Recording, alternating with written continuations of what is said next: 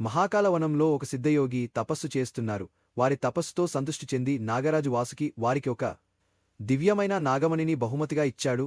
అది అమరత్వం మరియు అపార శక్తిని ప్రసాదించేది. యోగి దాన్ని తన కుటీరంలో సురక్షితంగా ఉంచివేశారు. ఒకరోజు ఒక చతురమైన తాంత్రికుడు ఈ నాగమణి గురించి తెలుసుకున్నాడు. అతను యోగి లేని సమయంలో కుటీరంలోకి ప్రవేశించి నాగమణిని దొంగిలించి పారిపోయాడు. కాని అతను మణిని తాకిన వెంటనే ఒక గాఢమైన గర్జన వినిపించింది మరియు అకస్మాత్తుగా నాగరాజు వాసుకి ప్రత్యక్షమయ్యారు. వాసుకి కోపంతో చెప్పారు, ఎవడు మోసం చేసి నాగమణిని దొంగిలించేందుకు ప్రయత్నిస్తాడో వాడు శపించబడతాడు. అంతే, తాంత్రికుడి శరీరం రాయిగా మారడం ప్రారంభమైంది. అతను అరవడం మొదలుపెట్టాడు. కాని ఏది చేయలేని పరిస్థితి. కొన్ని క్షణాల్లోనే అతను ఒక శపించబడిన విగ్రహంగా మారిపోయాడు. యోగి తిరిగి వచ్చి అన్నీ చూశారు మరియు చిరునవ్వు చిందించారు. ఆయన నాగమణిని మళ్లీ సురక్షితమైన చోటు ఉంచి తన తపస్సులో మునిగిపోయారు.